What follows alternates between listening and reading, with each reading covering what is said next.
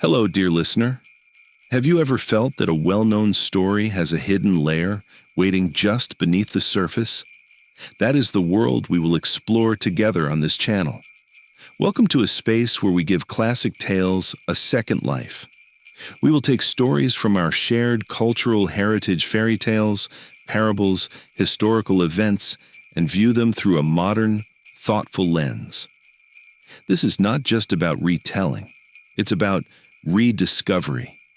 We'll uncover the deeper lessons about human nature, society, and wisdom that have been there all along, transforming simple narratives into tools for cultivating our imagination, education, and cultural awareness. And today, we begin with perhaps the quintessential Christmas story. A tale so familiar, its hero's name has become a synonym for miserliness. Ebenezer Scrooge. Charles Dickens' A Christmas Carol is a masterpiece we all think we know. A ghost story about a bitter old man who is scared into kindness. But what if we've been missing the point? What if Scrooge wasn't just a cartoonish villain, but a symptom? A product of a system that prizes profit over people, fear over connection. And what if his famous redemption is not about fear of death, but about the terrifying clarity of seeing the legacy you're creating? The emotional debt that compounds, passed from one generation to the next. This is not just a ghost story. This is a story about trauma, economics, and the chains of cause and effect we often choose not to see. So, light a candle, get comfortable, and let's look beyond the three spirits and the turkey. Let's meet the man inside the myth. Let's examine the system of Scrooge. If you're curious to see where this path leads, be sure to subscribe and hit the bell to join our community of curious minds. And if you have a friend who appreciates a good story told, well, please share this video with them. Let's build this community together. I can't wait to embark on this journey of discovery with you. Act 1. The Roots of Frost. To understand the man, we must first see the fortress he has built. Our story begins not just on a bleak Christmas Eve in London, but inside the very heart of its chill. The fog isn't just outside. It is seeped into the mortar of the buildings, into the souls of the people hurrying home. And in one such building, in a room that seems to actively repel light, sits the architect of his own isolation, Ebenezer Scrooge. Forget the simple miser. Scrooge is a perfect, self-sustaining system. The room is an extension of him. Dark paneling drinks the weak daylight, a meager fire sputters in the grate as if afraid to be too generous. The air smells of dust, old paper, and something sharper, the metallic scent of cold coins. Every object has been stripped of joy, reduced to pure function. His desk isn't for writing letters to loved ones, it's an altar for ledgers. And on this altar, he is the high priest, his pen scratching out the gospel of profit and loss. Across from him, behind a flimsy partition, Bob Cratchit embodies the system's human cost. You can hear it in the faint, rhythmic shiver of his shoulders, see it in the way he inches his single candle closer, stealing a sliver of warmth he knows he hasn't earned in his master's eyes. He isn't just underpaid, he's atomized, reduced to a pair of freezing hands that must keep writing. Scrooge's contempt for him isn't hot anger, it's a glacial disregard. Cratchit is a poorly maintained piece of office equipment, a line in the expense column that stubbornly refuses to zero out. Then, the system is breached. His nephew Fred erupts into the tomb-like silence like a sunbeam piercing a cellar. He brings with him the smells of the outside world frost, maybe a hint of mulled wine from the taverns. His cheer is an assault. When he proclaims, "A Merry Christmas, Uncle," it's not a greeting. It's a revolutionary slogan against Scrooge's entire worldview. And Scrooge's retort, "Bah! Humbug!" isn't just a grumpy catchphrase, it's a philosophical manifesto. It's the immune system of his fortress rejecting the foreign pathogen of joy, kinship, and unpaid-for celebration. Christmas, to him, is the ultimate fraud, a transaction where you are forced to give time, money, goodwill, and receive nothing tangible in return. This is our starting point, the end product.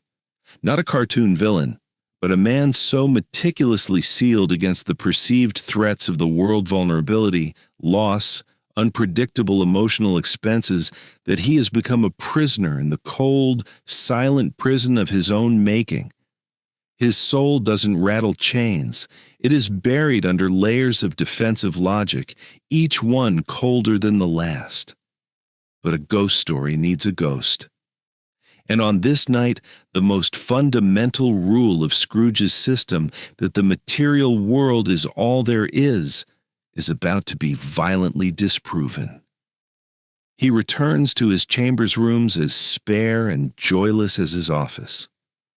And on the ancient door knocker, a miracle.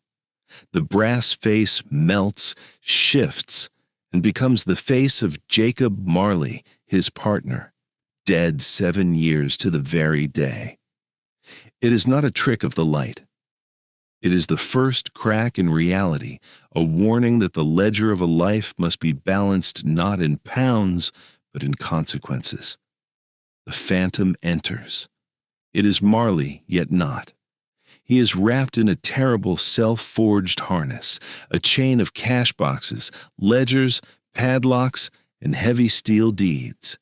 Each link clanks with the sound of a missed opportunity, a kindness withheld, a human connection sacrificed for gain. His voice is a hollow echo, not from the grave, but from a state of unbearable clarity. And here we encounter the story's central law. Marley delivers his warning not as a threat from God, but as a logical conclusion. I wear the chain I forged in life, he laments. I made it link by link and yard by yard. Your own chain is 7 times heavier than mine. This is the genius of Dickens' vision.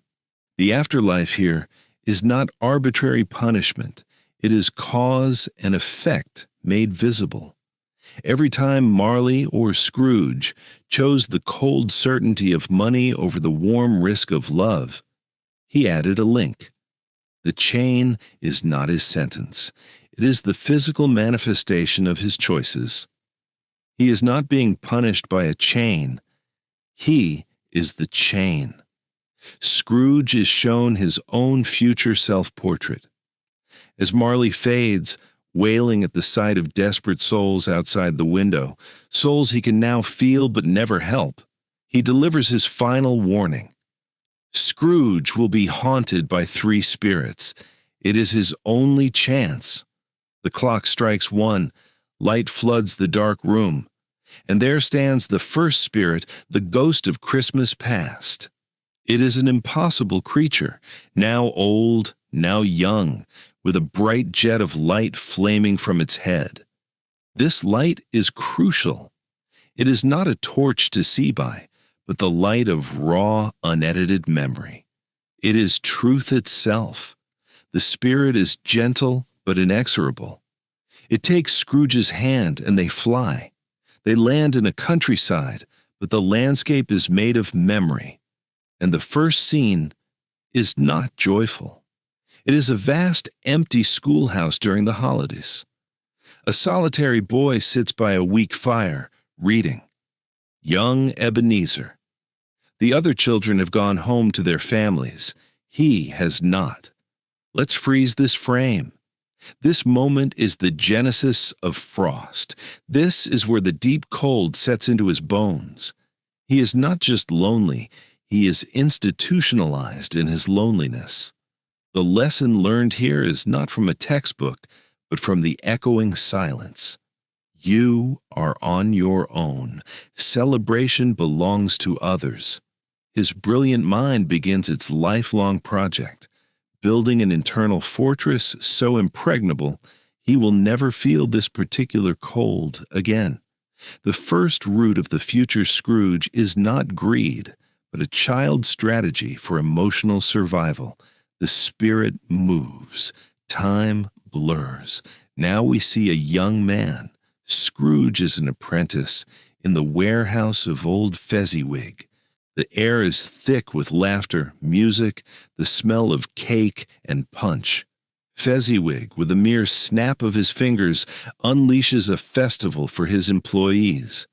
Young Scrooge is transformed, his eyes alight, dancing, alive.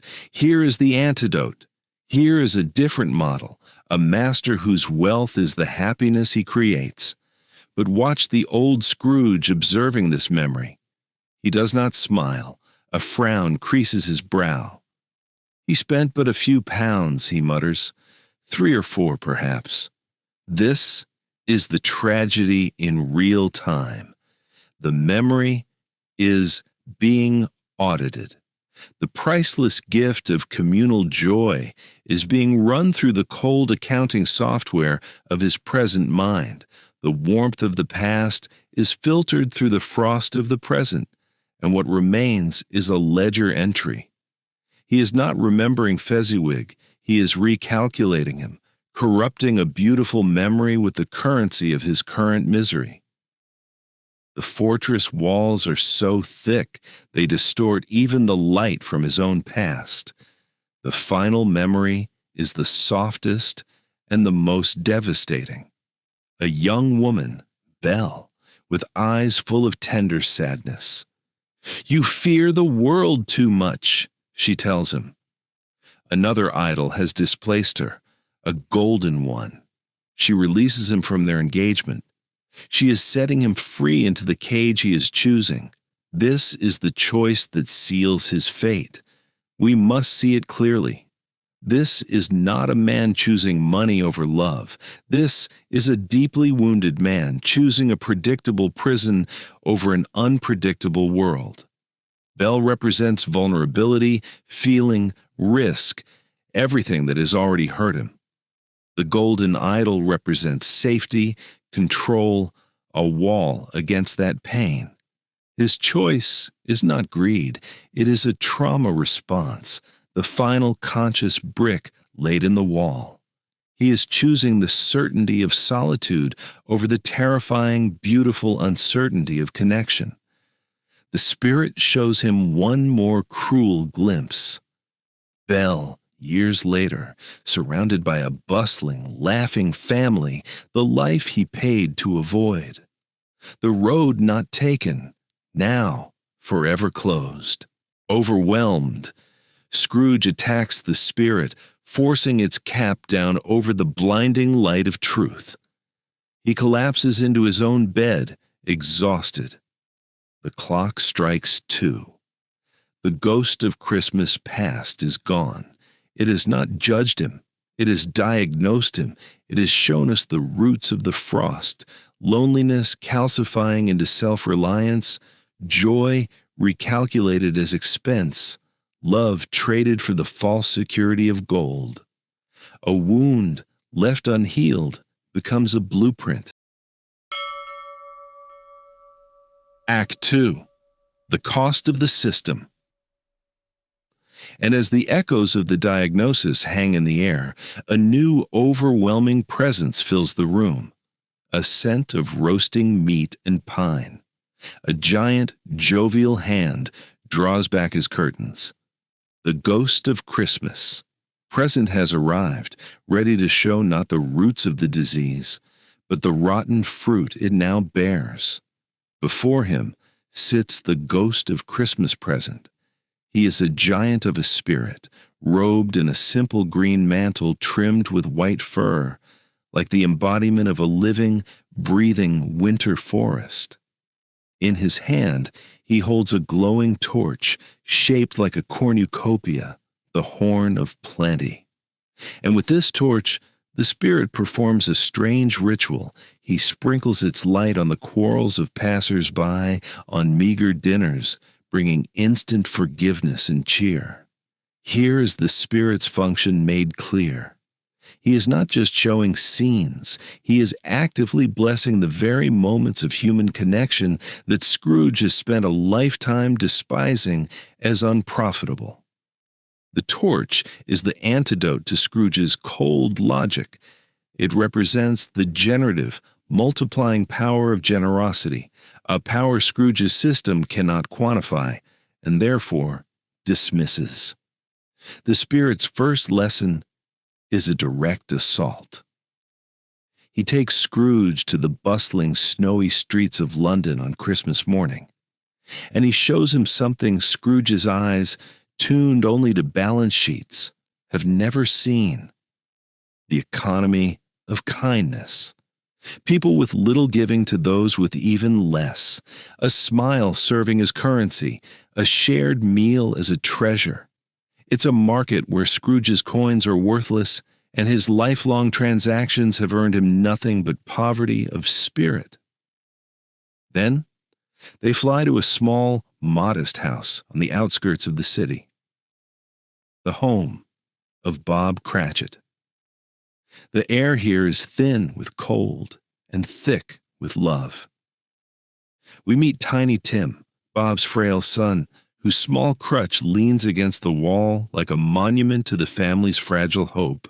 And yet, when the meager Christmas pudding a triumph of their collective sacrifices brought in, the room erupts in genuine, unfettered joy. Let's observe this scene with Scrooge's analytical eyes, but a new heart. The Cratchit dinner is a masterpiece of resource management. Every shilling is accounted for, but not for profit, for love. The goose is small, but the gratitude is enormous. The fire is weak, but their shared warmth is potent. This is the system Scrooge cannot comprehend. An economy where the greatest dividends are paid in laughter and mutual care, where the only bottom line is the well-being of each other.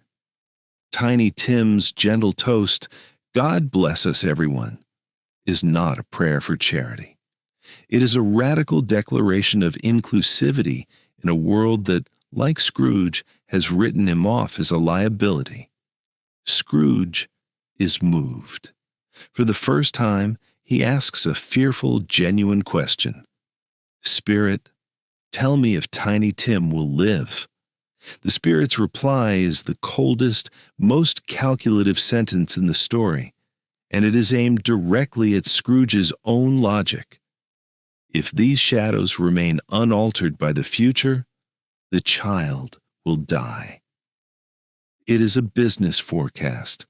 It states the probable outcome given the current conditions Scrooge himself sets with Bob's poverty wages. The Spirit holds up a mirror to Scrooge's own cruel utilitarian calculus and shows him its human result. But the Spirit is not done. He shows one more scene, the merry, chaotic Christmas party at the home of Scrooge's nephew, Fred.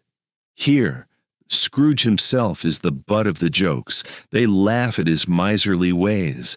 Yet, crucially, Fred defends him. "He is a comical old fellow," Fred says, "but his offenses carry their own punishment. I have nothing to say against him." This is a vital, often missed nuance. Fred represents a different response to the Scrooge system. Not hatred, not revenge, but pity, and a steadfast refusal to be poisoned. Fred has created his own system, one of hospitality and laughter, and he simply will not let Scrooge's misery become an entry in his own emotional ledger. He has broken the chain. In doing so, he shows Scrooge there is a way out, not through fear, but through a conscious choice to build a different kind of community. As the clock nears midnight, the magnificent Spirit begins to age rapidly. His green robe grows threadbare. In the folds of his garment, Scrooge now sees two starved, wolf-like children, a boy and a girl. Their names are Ignorance and Want. They are the direct, hideous offspring of the societal system Scrooge upholds. This is the Spirit's final, devastating revelation. The ghost of Christmas present is the spirit of now, of current abundance. But beneath the festive robe of society lurk the children society chooses to ignore. The Spirit throws Scrooge's own infamous words back at him. Are there no prisons? Are there no workhouses? These children are the living answer. They are not ghosts of the future. They are the present reality, the direct cost of a philosophy that values profit over people. They are the human interest on the debt of indifference. And Scrooge is a willing investor. The bell strikes 12. The Spirit crumbles into dust, leaving only the bedpost. The lesson of the present is complete. Scrooge has seen the world not as a ledger of losses and gains, but as a living organism where his coldness is a disease, and its symptoms are everywhere. In the fragile health of a child, in the hidden faces of want, and in the generous laughter of those who have chosen a different currency. The air grows deathly cold. From the shadow of the vanishing present, a silent hooded figure emerges, pointing a bony finger towards the future. The final and most terrifying spirit has arrived. Act 3. The Legacy of the Future. The final spirit does not speak. It is a silent, hooded phantom gliding like a deep-sea current. This is the ghost of Christmas yet to come.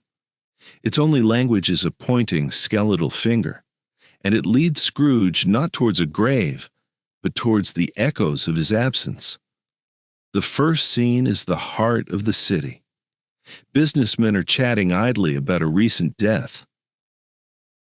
It's likely to be a cheap funeral, one remarks, for upon my life, I don't know of anybody to go to it. No names are mentioned, no grief is expressed, just a cold financial assessment of a man's social value. The deceased is a transaction, already closed and filed away. Scrooge listens, but does not yet understand he is hearing the final audit of his own life. Then, a darker alley. Scrolling figures trade stolen goods bed curtains, shirts, silver spoons plundered from the dead man's chambers. They barter over his final pitiful possessions with a cruel mercantile glee. The system Scrooge revered the free market, the deal above all has turned on him.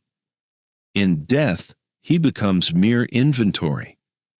This is the first layer of the legacy, economic. His life's work of hoarding has resulted only in this, a bleak transaction among thieves. His wealth did not protect him. It made him a target. His prized possessions, symbols of his success, are now currency in the lowest of markets. The fortress has been looted the moment the guard died. The phantom's finger points again. They are in the Cratchit house. But the silence here is of a different kind. It is the silence of an empty chair. Tiny Tim's crutch leans unused by the hearth. Bob Cratchit returns from the churchyard, his face ravaged by a quiet, accepting grief. The family speaks in hushed tones of kindness and memory. The loss is profound, but it is clean. It is a tragedy of nature and circumstance, not of malice. Now, contrast this with the next scene. Scrooge is forced to look upon a neglected corpse under a ragged sheet in a dark, empty room. No one mourns here. No one has stolen from this body out of greed, but out of indifference. It is the ultimate destination of a life lived without love, to become an administrative problem, a thing to be disposed of.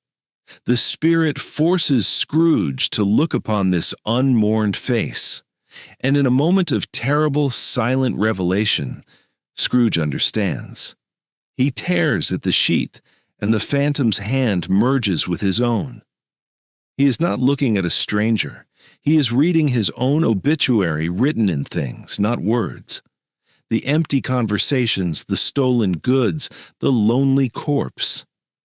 This is not a prophecy of death. It is a prophecy of meaning. It is the future value of his present choices calculated to zero. The Spirit has shown him the compound interest of a life invested solely in the self, a catastrophic emotional bankruptcy. "Spirit!" he cries out, finally finding his voice, which is a voice of pure terror. "Hear me! I am not the man I was. I will honor Christmas in my heart and try to keep it all the year. I will live in the past, the present, and the future." He is not begging to avoid death. He is begging for a second chance to invest, to reinvest his time, his wealth, his attention into assets that yield a different return, gratitude, connection, a legacy of care. He reaches for the Spirit's hand, and the phantom, this vision of the inevitable, dissolves. It dissolves not into nothing, but into the solid wood of his own bedpost. Morning, Christmas morning. Scrooge is alive, the world is alive, and it is new. His transformation is not a moral fairy tale. It is the urgent, practical action of a man who has finally seen the balance sheet of his soul and found it insolvent. He does not just become nice. He becomes a strategic, exuberant investor in the new economy he witnessed at the Cratchits and at Fred's. He buys the prize, turkey, not as charity, but as a corrective transaction, a massive buy order in the market of joy. He raises Bob Cratchit's salary, a revaluation of human capital. He attends Fred's dinner, an acquisition of community. He becomes a father to Tiny Tim, a man who preserves value. This is the ultimate legacy, not the coins in a safe, but the life in a child, saved. The chain is broken. The interest of kindness begins to compound in a new direction. So, what is the true lesson here? Dickens's ghost story is not about the fear of ghosts. It is about the courage to face the ghost of your own potential future, the terrifying logical endpoint of your current path, and to change its algorithm. Scrooge's redemption is the most radical business decision of his life. To liquidate the frozen assets of his heart and reinvest them in the volatile, unpredictable, but infinitely valuable market of human connection. The tale ends not with, "and he was happy," but with the knowledge that he became a man who knew how to keep Christmas well. And in that keeping, in that active daily choice, he forged a new chain, a chain of moments, of laughs, of preserved lives. A chain not to bind him, but to connect him. To all of us.